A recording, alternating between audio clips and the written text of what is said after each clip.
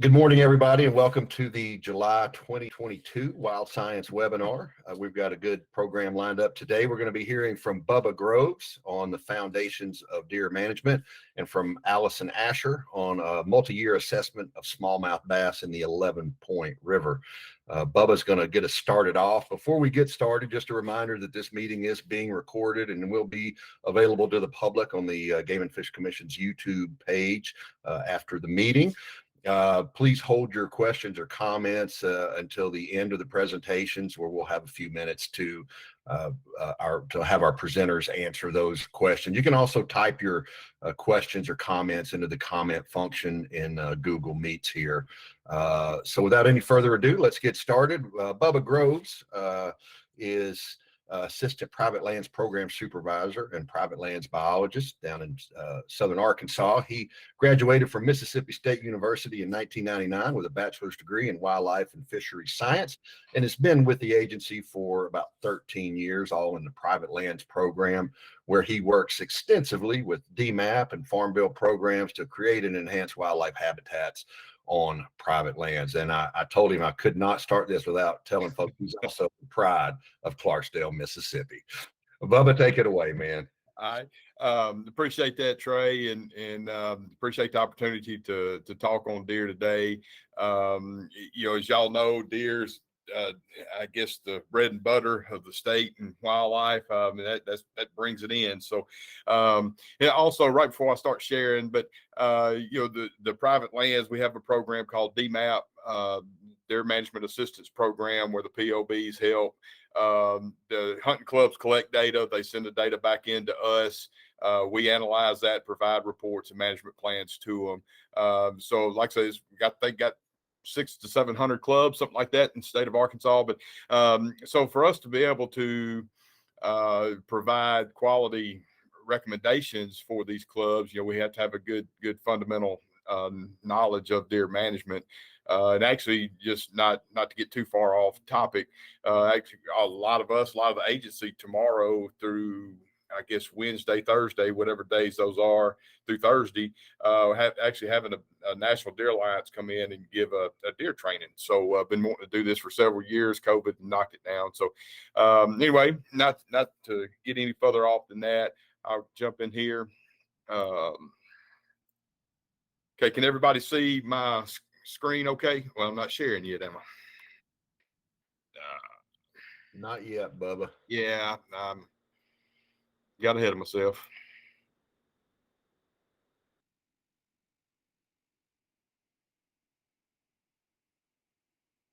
How about now?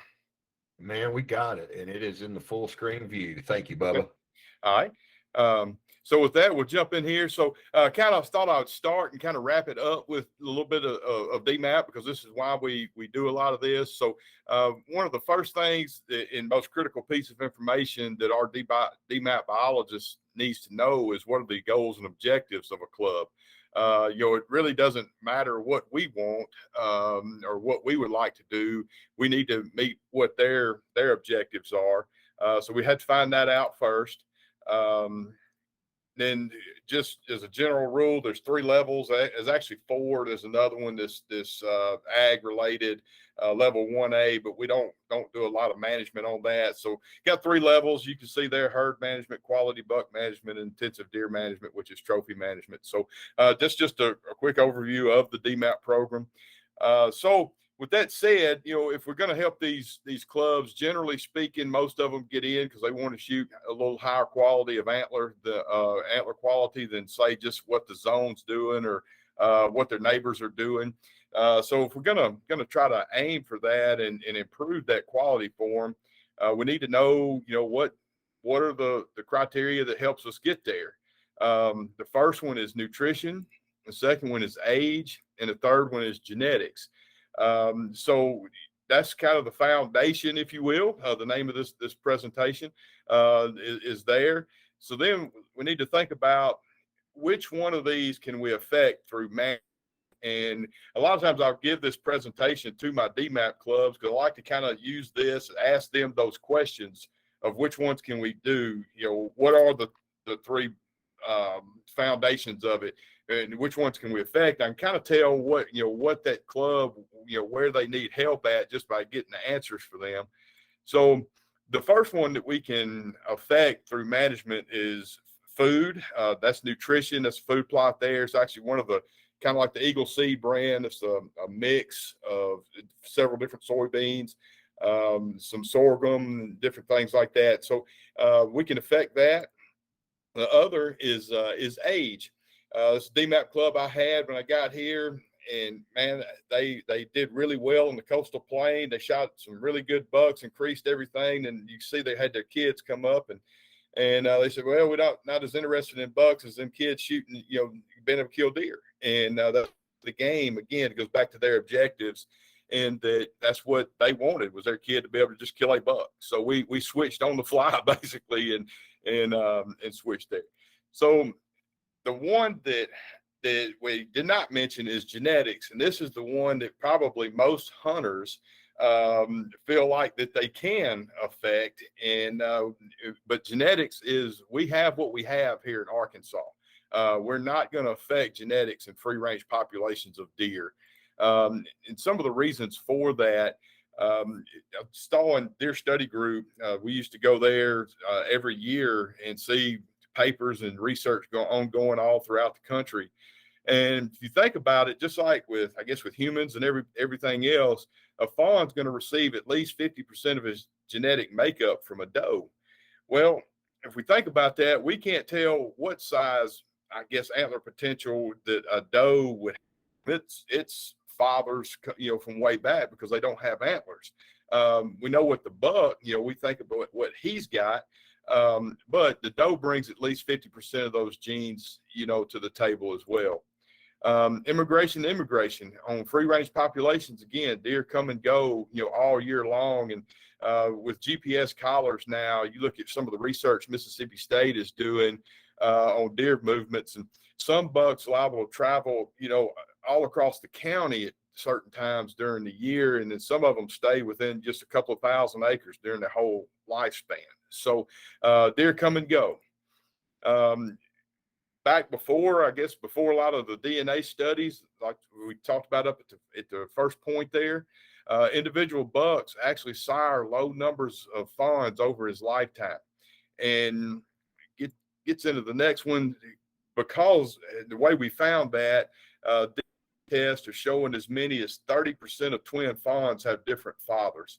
So when the doe comes in and she's receptive to breeding, she really basically breeds with all the bucks there in the area, and it's just nature's way to inhibit inbreeding. And we're not going to alter this through hunting or through some other means.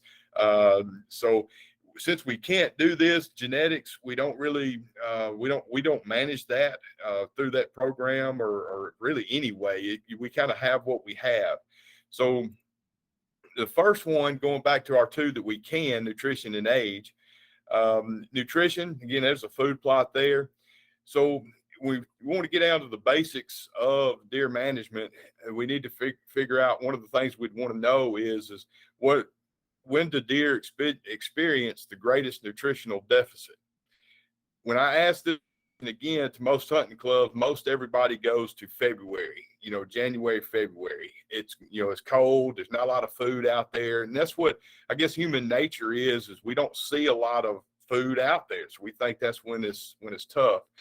But if you actually look at nutritional demands and think about what's going on in a deer's life cycle at certain times of the year, right now, bucks are growing antlers. This is a very high demand on nutrition for these deer. And so while there's more food on the landscape out there for them, their bodies are really expending a lot of energy growing those antlers. The next thing is with does. So they're having fawns right now. I actually seen a few on the roads here and there the last couple of weeks. Production of milk and protecting those fawns is, again, that's high energy demand. So when the net loss of energy for these deer, it's actually probably higher right now in July and August than it is in February. So if we know that, So if we know that, another thing we'd probably like to know is, how much does a deer eat per day? If we're going to think about putting food on the landscape, numbers of deer and how much they eat is going to be, important to know. Well, a deer eats 7 to 10 pounds of forage every day. And a couple of years ago, or several years ago now, I was at a club workshop with Mike Staten. He brought in Steve Damaris, and Corey Gray told me, he said, "Hey, he's going to give a presentation. And when he dumps his leaves on the table, it's impressive when he shows how much deer eat a day." And so I kind of knew what was coming. And when he dumped those leaves out on the table, and I was floored. I was like, I knew what he was doing, and still was. I don't have my leaves here because of the virtual platform. I can't dump them out for y'all like I do hunting clubs. But that's actually 7 pounds of leaves there. Fake leaves, but it's for visual impression. You kind of get what that is. That's a lot. And that's what one deer eats. And it needs to be quality forage every day. So we need a lot. They go a lot. So, we can't just think about having a 1/4 acre food plot out there and sufficing for deer. So on nutrition, implications of proper nutrition. Again, a lot of this goes back to, clubs, what they see are antler quality. So the better shape a buck is once he drops his antlers in the late winter, the more energy he can devote to growing his next set of antlers.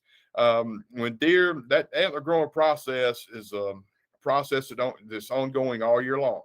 And so once he drops his set of antlers for that year, even though you're not necessarily seeing it grow, out of his head, he is growing his next set of antlers at that point. So the better shape he's in post rut, the more energy he can devote to show, the biggest set of antlers or the best set of antlers that he possibly can. Those will abort fawns if they're not, if she's not healthy enough to birth both fawns. Years ago, when I first started 13, 14 years ago, we used to do health checks, winter herd health, and it was collecting does, and we would pull the reproductive tracts and actually count fetuses and backdate them to when the rut was, and it was so consistent with the findings of that. Shortly after I got on, we quit doing it. So 95, I think it was 95% of all the does that we would collect throughout the state had twin fawns in February. And I think it was about 95% were buck and a doe. And so if you're seeing fawns or seeing does with one fawn or no fawns this time of year, that's starting to give you some indications that maybe herd is maybe a little overpopulated, or something's not exactly right. We should be seeing twin fawns this time of year throughout the summer and early fall. The name of the game is to produce fawns, just like everything else. We want to turn that population over. I know I've seen some of the crappie and the fisheries presentations on here, and we all like to catch 3-pound crappie, but that's not the ones that spawn the best, and that's not the ones that are more productive in the whole environment out there. So it's good to take some of them out. This is just kind of a last bullet. Once button bucks are weaned, they go into first winter healthier in the presence of more brown. Looking at some of the Kerr studies and some of the other studies from way back when, they will catch up to branch antlered bucks, so to speak, and that's basically a full point versus a spike. But it takes them about 2 to 3 years to do that. So why keep the herd in that shape? Let's keep them as healthy as possible if we can, is the take home message there. So how do we impact nutrition? Well, again, when I ask most clubs, that's what they're going to go to is food plots. Food plots are good. It's good to have quality food plots. Again, we want quality forage. Most of these are going to be summer plots, which are now, again, going back to antler growth and does and fawns and milk production. But the problem with food plots is is again, if does are having twin fawns, they're reproducing, or their population is growing exponentially. So one doe turns into 3 deer, the 3 are going to turn into 6, 8, 9, whatever that is. Math wise, it doesn't take long just by adding a few food plots that, your population outgrows that food plot. Timber management, droughts too, back to food plots, droughts. This year we're under burn bans. What if your food plot dries up, or army worms? I've seen army worms come in before. Deer eat them up. So you don't want to hang your hat just on food plots, just in general, because they're generally not going to provide all you need all the time. Timber management, from the habitat side of things, this is where we make our money. Proper timber management yields vegetation on the understory, and that vegetation is nutritious as feed, or as nutritious as it gets. Most of that stuff runs probably from 15 to sometimes 40% protein content. So it's tons of acres all over the landscape once we manage the timber over 40, couple hundred, even thousands of acres of that timber management. So timber management is where we like to go. The most consistent is doe harvest. And so if you think about, a lot of people might think, well, how does that matter? Well, if you go back to 7 pounds of food a day, and I know that I'm going to take out, say, 30 does, whatever it is on that property. When we take out that doe, that's 7 pounds of food that we're adding back to the landscape by taking that mouth off the landscape. That's 7 pounds that won't get eaten. And if you know that every year, the Bubba Groves or Daniel Greenfield, whoever it is going to say, all right, I need to shoot 50 does, then if we know we're going to do that, we know that we're going to take that number of mouse off the landscape each year. And like that adds food back to the landscape. And then also too, what it does, and again, this starts getting down into really the nuts and bolts of it. But once we get our herd into a 1-to-1 or 1-to-2 or 3 doe to buck ratio, now we're not running our bucks to breed as hard as if, say, it was 10-to-1. And it goes back to that one of those first bullets that I had up there about, once a buck drops his set of antlers, he can devote his energy going back to growing his next set. In places with high deer densities, does may come into rut, or does may come into season 28 days after they come in the first time. Now we just had a second rut. And then now you got twice as much stress on your bucks, and that they will come in every 28 days until they're bred. So that was the point of us pulling the reproductive tracks and backdating the conception dates to see, make sure that, hey, we're taking enough deer out of the landscape to maintain, basically just one rut, when it should be at your location of the state. So, but anyway, doe harvest is most consistent in timber management. That's where we like to hang our hat from a habitat side of things. So age, this is the primary obstacle in letting deer show their full antler potential. The guys, they want to, or girls now too, everybody shows up to the deer stand, they want to kill one. They want to kill a buck, and they kill their first legal one that they can, and or whatever it is for that club. So a lot of times what happens is we give them a set of antler criteria, and it's right there at the antler criteria. And once we started managing a little bit, if we're trying to shoot 3.5-year-old bucks, here comes a 2.5-year-old, and he's right at the antler criteria, and we shoot him. And so if we don't let him get old, he sure can't get big. And like I say, it just, everybody starts getting nervous, especially towards the end of the year, and they won't let them get old enough because they're worried about filling the tag. Very important, limited buck harvest promotes age structure. So this is the toughest side of it. I can always get people to do timber harvest or timber management. Generally speaking, the whole nutrition thing is easy to persuade, but this is the one that gets people. So I'm going to start wrapping this back up. I'm going to come back to kind of the DMAP. This is going to show what can happen with age. So the blue line is actual groups of Boone and Crockett scores in 10-degree or 10-inch increments from 90 to 100, 110 groups of deer in those. I took the ages of those deer in those 10-inch increments. And then we know that a 2.5-year-old deer is about 50% of his peak potential. A 3.5-year-old deer is about 75% of his peak potential, and a 4.5-year-old deer is about 90%. So if we know the ages and we know their Boone and Crockett scores and what we had, we can extrapolate out those percentages and add back to it and project what that deer would be. And so if you see the blue line, that's actually one of my clubs. That's what they killed. And this club came and said, well, DMAP's not working. Don't understand why. We do all this. We're not killing any 160, 170-inch deer. I told them, oh, yeah, you killed one, but you killed him at 2.5 or 3.5 years old. So I went back and showed them this to where their actual harvest is in blue. And then if you take their 3.5 and add 25% to what the 3.5-year-old age or whatever those may have been in those age classes, you can see if we shift them out to shooting 4.5 and 5.5-year-old bucks, they actually did.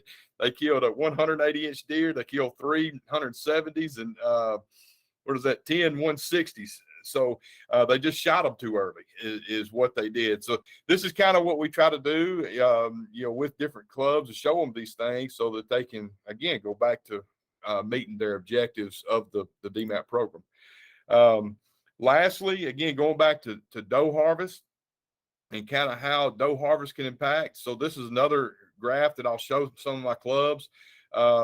It's the buck harvest rate, doe harvest rate. So I begged them or asked them to, hey, you need to shoot more does. So you can see on the does per acre on the left graph, on the right side of the left graph, they started out at about a doe per 100 acres. And then as the graph goes down, they're shooting more does. So you can see they got down there to, about a doe to 75 acres. Well, if you go look at their Boone and Crockett scores in the core years, so the red or the light blue is going to be indicative of the red doe harvest. So you can see as their doe harvest increases through those years from 2011 to 2014, their corresponding Boone and Crockett scores started going up, trending up. So that tells me that doe harvest is very important to that deer herd. And that in and of itself, in most cases, if you in conjunction with shooting the right age classes of deer, you will these clubs will start experiencing these improvements like this. I think with that, I'll take questions. Thank you, Bubba. Does anybody have any questions? I want to jump in here right now. Bubba, what's the you hear about supplemental feeding, and what effect does that have on a deer herd? Okay. Well, and that's kind of another hot topic's kind of come up here in Arkansas over the last few years. I've seen several really good podcasts, and some of these are coming from some consultant biologists that I worked with out of Texas. And when you really get down and open up the truth of supplemental feeding, I guess as a lot of us biologists say, it depends on where you're at in the effect that it has on the deer herd. So if you think about places like Texas, South Texas, the arid regions down there that don't get much rainfall, there's not a lot of native vegetation around, or on the flip side, you think of somewhere like Wisconsin, Michigan that may have 2 or 3 foot of snowpack where deer can't get to feed during the year. Yeah, supplemental feeding probably helps those people there. But if we think back to the 7 pounds of food a day, a deer, like I say, he's eating that over 24 hours. A deer comes to a feeder and, is going to eat some of that feed, but is it enough or to replace what he would have eaten anyway? Again, native vegetation is probably running about the same protein percentage as what protein pellets do. So a lot of the guys and girl biologists that you'll see say, in Arkansas, Mississippi, kind of where we're at, these fertile grounds we have, you may not be getting a whole lot of bang out of your buck. Where we would like to spend our time and money is on the habitat management side of things. And then to wrap that answer up, I would say, with CWD that we've got here in the state, putting feeders on the ground and limiting mouth-to-mouth contact and drawing deer in high concentrations is probably not a good thing either. We don't want to be promoting that as well. So here in the state of Arkansas, I really try to lean my guys away from that. All All right, Bubba, one more question that kind of, and this is largely anecdotal and personal experience, but it seems like a lot of these DMAP clubs have a hard time actually doing the work to take out the does that y'all are recommending. What do our numbers tell us as far as like how compliant these clubs are, or how successful they are in achieving the objectives of doe management to help with their overall deer herd management? Could, could Trey repeat that? Well, I mean, you mentioned that doe harvest is very critical to overall herd management, and it seems like what I hear just from buddies that everybody has a hard time uh, achieving the objectives that our biologists lay out for them. Do we have any data that show how successful or compliant our clubs are? Well, Generally speaking. yeah, and I think, Trey, one thing too that I would say to that is we have to be careful coming in real heavy-handed with this program. Again, it's their club that, like you said, it runs the gamut. I mean, I've got clubs that if I tell them to shoot, 400 does, they're going to shoot 400. And I've got some I could tell to shoot 50 that don't shoot 10. But as long as the club is happy, and like I'm kind of getting off into semantics, but as long as the club is happy and the members are happy, then I'm happy, because it's a very positive reflection on AGFC, the DMAP program in and of itself. I actually had a club is in the Coastal Plain, just as an example, came in, man, about 50% of the club wanted to do some real intensive management. About 50% were just glad of killing a deer. And well, I came in, so I'm fixing to show these boys how we manage deer. And about my third year in, I was still young then and full of vinegar. And man, I put them on this doe harvest to like a doe to 25, 50 acres. And it killed it for the other 50% that were there that really didn't want to do it. And they stopped seeing the numbers of deer that they saw. And now they kill better deer, but it wound up breaking the whole club up. The whole club just completely dissolved over that. And I thought, man, I'm not coming in that hot and heavy. I'm going to give them a recommendation and give them this presentation and try to educate them as to why they need to do what they do. And of course, at some time, if you're telling them they need to shoot 100, they're only shooting 10, it may be time to say, hey, you don't need me. But I don't know that we've necessarily got, any kind of data, in-house. Ralph and them we just did a DMAP survey, actually came out, very positive. So that would be my best answer is, like I said, I try to get the temperature of the club and, tell them, hey, look, y'all need to be doing more, but, to really come in heavy handed, I'd be careful. No, I understand. It's hard to get people to agree on where to have lunch, much less how to run. Yeah, a lot of deer camp drama out there. Right, and it's work, cut jawbones and that stuff. I mean, I get it. It is, but I do make sure that they understand that y'all are the limitation, not the program. When you do that. So, all right. Anybody else got anything before we move on? Okay, Bubba, thank you so much. Oh, I'm sorry. It looks like Jessica is jumping in there. Go ahead, Jessica. Yeah, I just had a quick question. So how do you work with neighboring landowners or neighboring clubs that might have differing goals for their property? Obviously we know wildlife doesn't have borders or anything. So what if you have one club that just has a drastically different goal than another club or a different landowner? How do you make that work for the population? Yeah, well, and we run into this. I've had some of them actually down in the same part of the world where that other club was. A lot of times, what I try to do is I'll subtly go and kind of sit with them and talk. So, hey, the club next to you is kind of doing this, and they're seeing some results of that. Is that something you'd be interested in doing? And if I kind of just read them. If they look like they're interested, I try to pursue it. But this particular club said, "Hey, we got a lot of out of town members. We want to come in for that opening weekend. If we see a legal buck, we're shooting it." And there's nothing I can do with that. And that's why you're in your club, and that's why they're in another club. We would love to have everybody, doing all the same thing. The more land base that we have managed consistently, the more effect we're going to have. But again, if I'd have came in and told that same club that was wanting to do that, then, no, y'all are fixing to go up. Y'all are going to start shooting the same thing that Club B's doing over there. They'd got out. They'd got out of the program. So, we have to be careful with that and try to read them. Okay. Anybody else? All right. Thanks, Bubba. And appreciate that great presentation. We'll move on now to Allison Asher, who will be presenting multi-year assessment of smallmouth bass in the 11 Point River. Allison is fisheries management biologist in northeastern Arkansas. Been with the agency about 4.5 years, and started as actually an intern in the education division in 2005, and then did some volunteer work with fisheries in 2017 before accepting a full-time position as a fisheries biologist in December of 2017.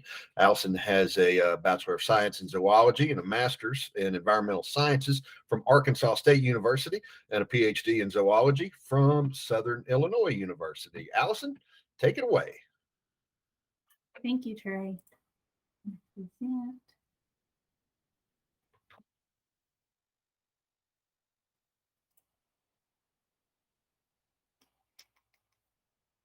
Sorry, I'm trying to get this up here.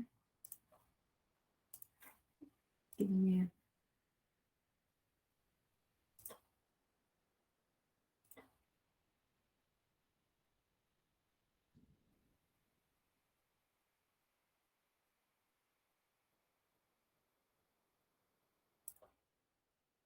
So are you seeing my presentation or are you seeing the notes side? We've got it, but it's still in the notes version, Allison. Okay, let me try that again.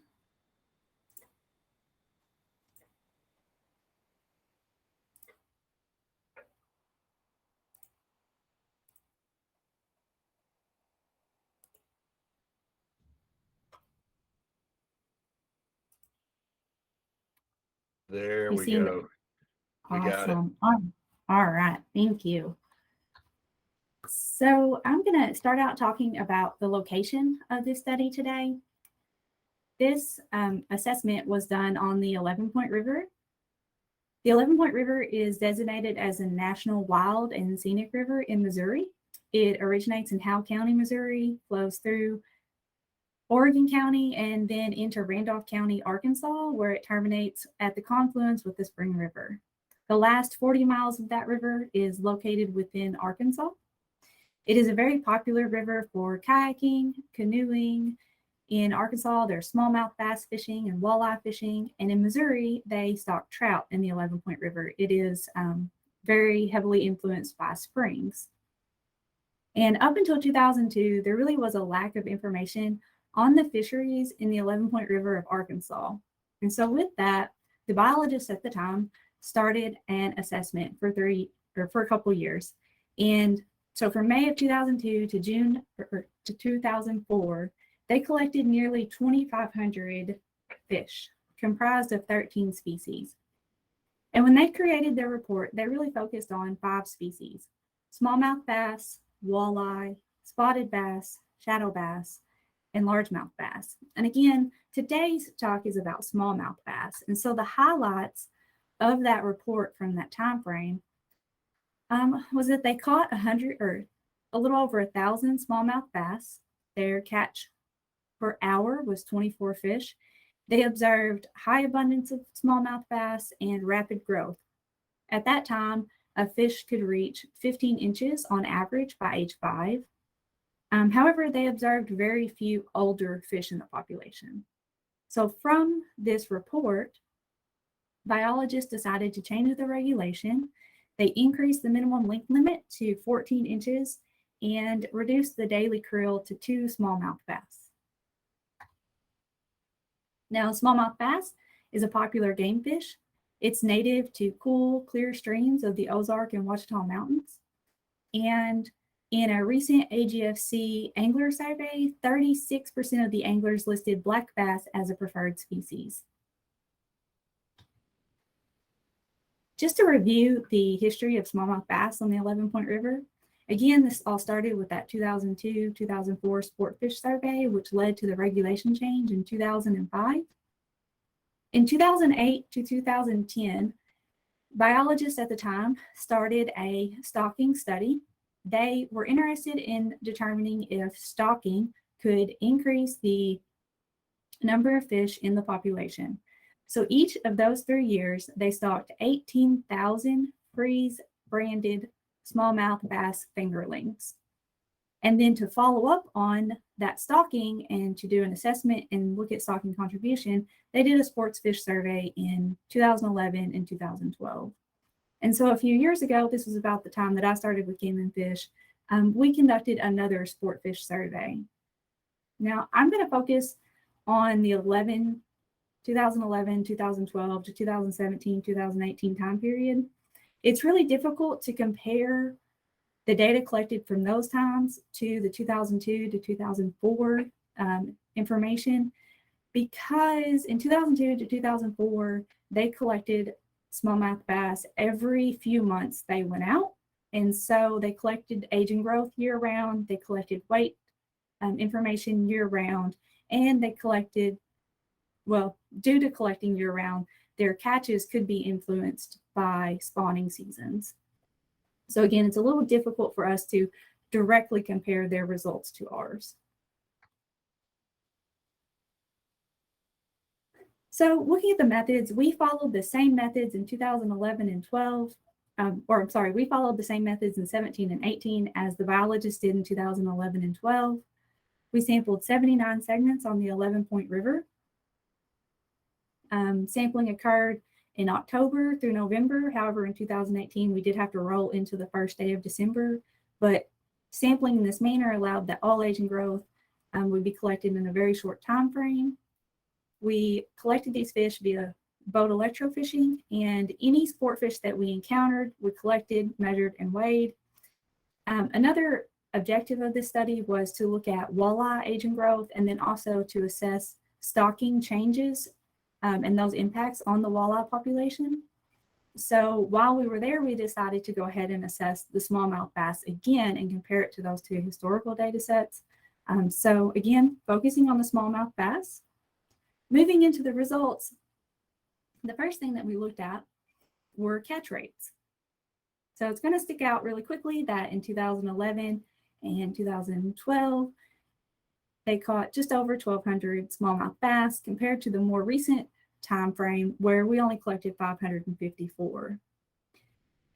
We averaged that out over effort. So when we look at catch per unit effort, or the number of fish collected per hour of electrofishing, we still see that in 2011 and 12, the catch rate was much higher than in 17 and 18.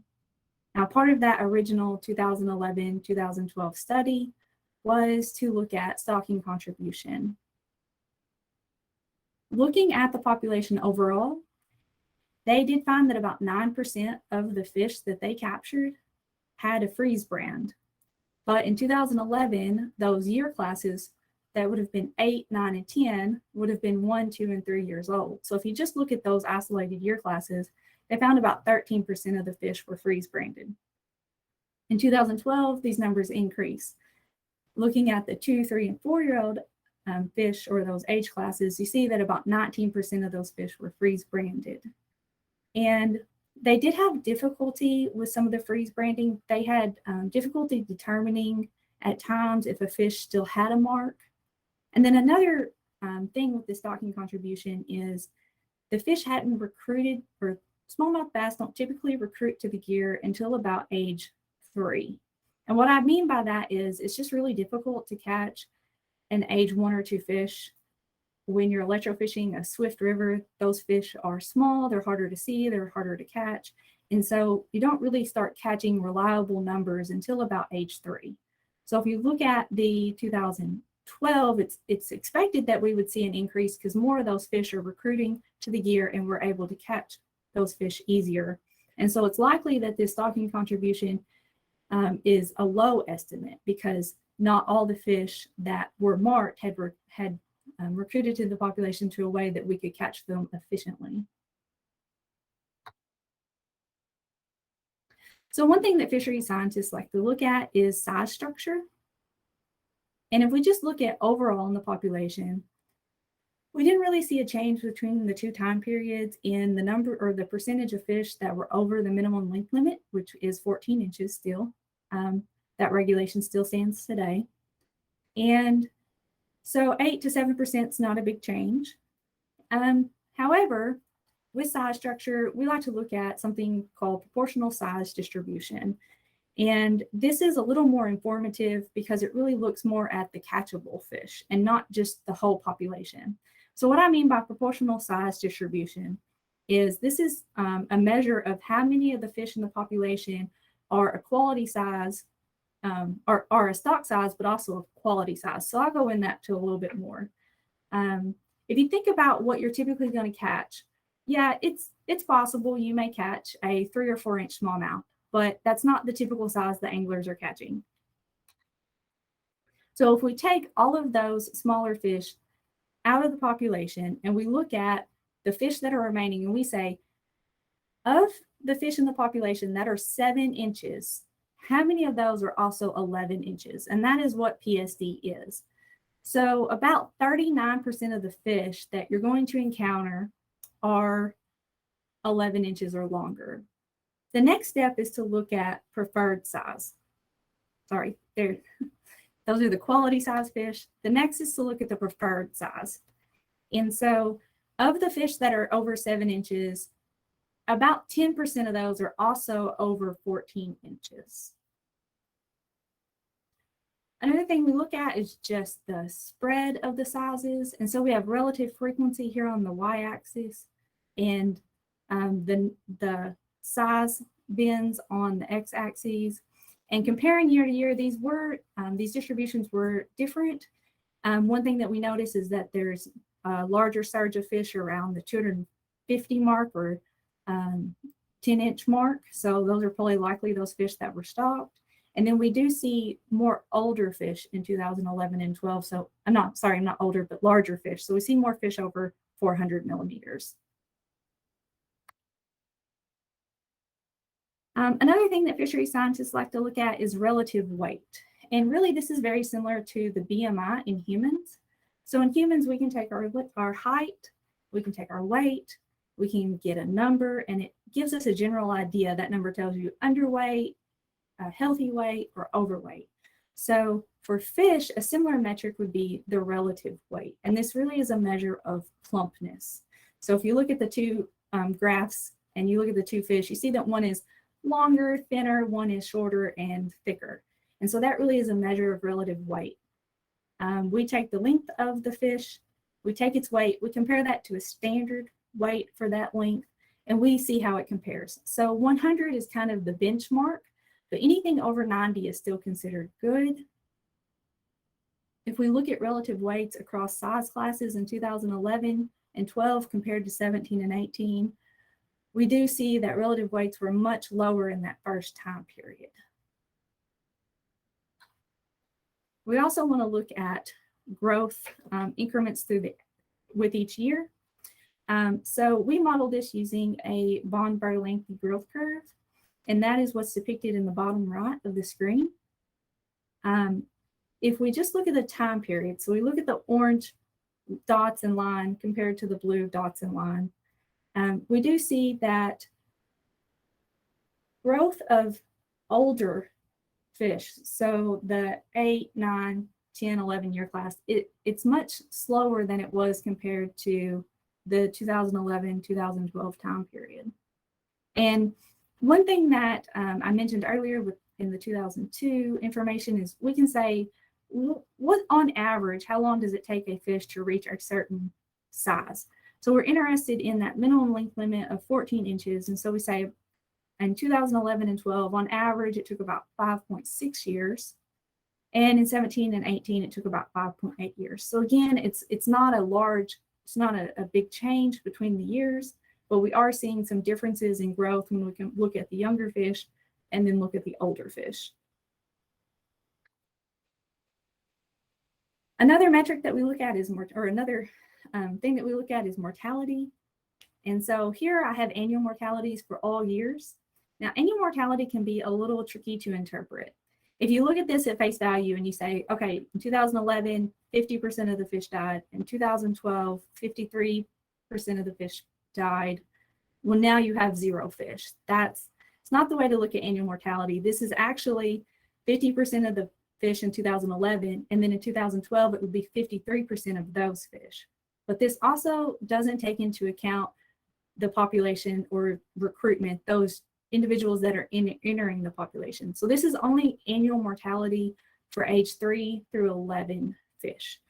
So again, if you think about that and you say 50% and then 53%, 58%, pretty soon you're going to be out of fish. Again, it's not taking into account those fish that are coming up, entering the fisheries that we would be able to catch. So again, looking at this through time, it's anywhere from 46 to 50, almost 5%. It doesn't really change much. And comparing these statistically, there's no difference in any of the years or between periods.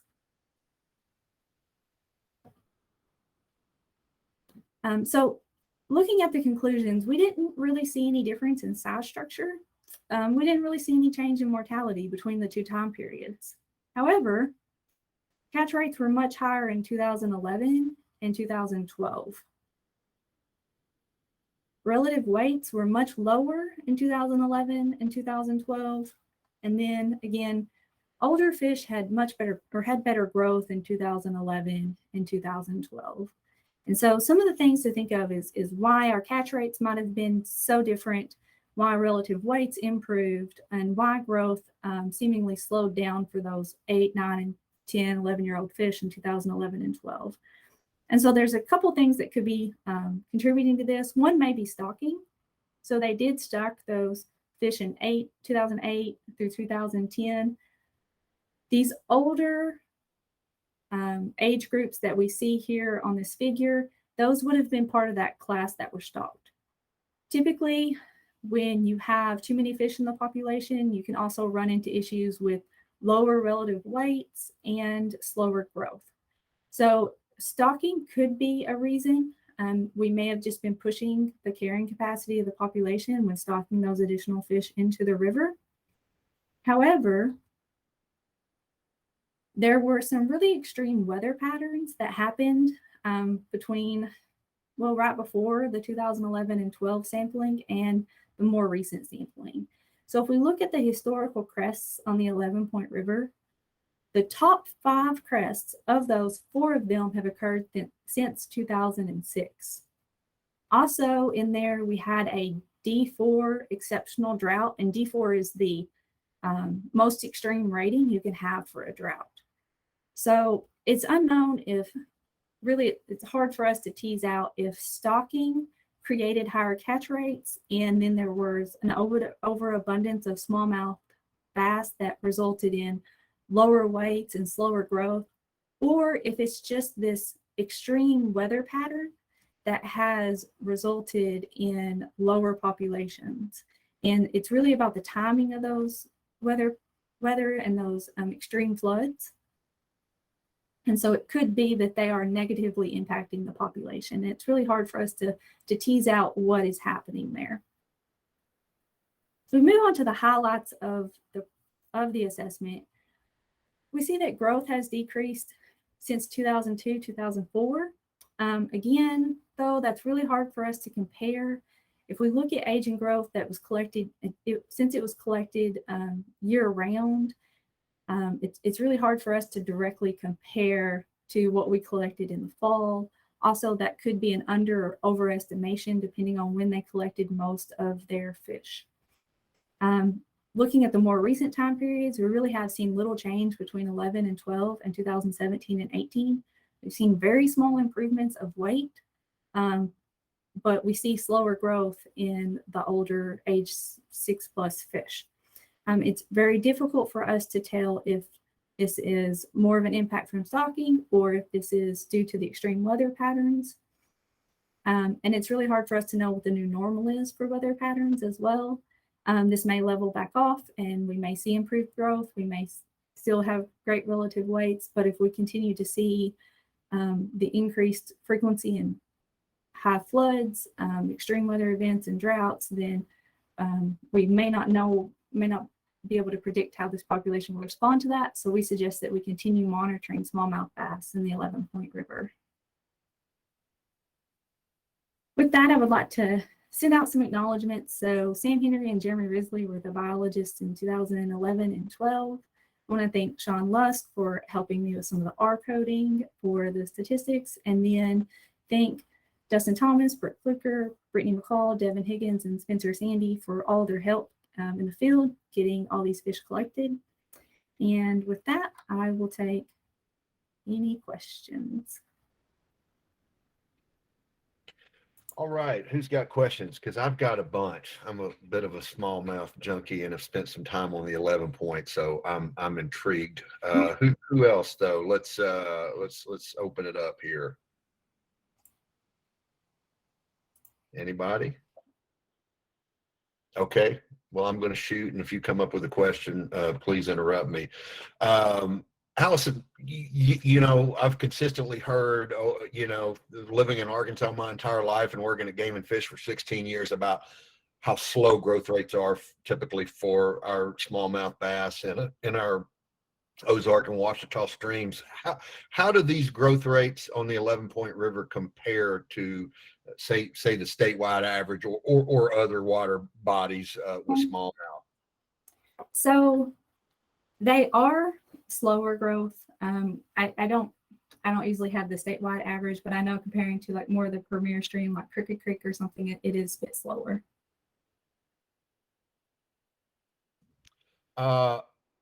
You kind of touched on this, but do we have any? I mean, what are our suspicions or hypotheses on why we saw this pretty significant decline in catch rates between the two periods you compared? Yeah. So again, I thought it might just be artificially inflated due to the stocking, but again, it's really hard to tease out those impacts. So when you look at the extreme high water events through that period, we can't help but think that they might not have negatively impacted the population, especially depending on the timing. So it's best if flows are steady in June. That's more of the spawning period, and you see more extreme patterns in June, then you have lower recruitment to the population. And so those are some things I can look into and try to tease out, maybe dive a little deeper into flows on a month by month basis. But it's really hard. Initially I was just really thinking it was an increase due to stocking, but the more I look into the extreme weather patterns, I can't rule out that they're not having an impact on the catch rates. Yeah, talking a lot with Kelly Irwin over the last decade or so about his hellbender work up there. You know, those are becoming harder and harder to find. I know sedimentation is an issue we face, you know, broadly across the state. It seems like it may be a more acute problem up there too. But again, I'm just this just anecdotal evidence. So I was curious how that might be factoring in. I will say in 2017, that was the highest crest on record was previous that year. And even comparing our 2017 to 2018 catch rates, they were much higher in 2018. And that type of flood is the type of flood that can severely alter the stream channel. It can move gravel bars. It can create eroded banks. It can increase a lot of sediment into the river. So that type of flood, I also wonder what that impact was on our immediate catch rates, because we did have very low catch rates overall compared to our next year sampling and to 11 and 12 in 2017 after that historic crest. All right, who else has got questions? I've been hogging the question period here. Anybody else? There's a comment from Hunter Bird. Is there a chance environmental contaminants could be playing a role in water quality affecting population structure? Just curious. that is something we could look into. I'd have to dive a little bit more deeper into water quality monitoring on the 11 Point River. You may be alluding to the fact that there are a lot more poultry production going in on the 11 Point River. And so those are just impacts that I personally haven't looked into yet, and I can't say one way or the other. All right. Anybody else?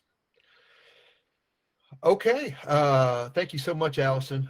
Really interesting presentation there, looking at those comparisons. And thanks to everybody for joining us on this July 2022 version of the Wild Science webinar.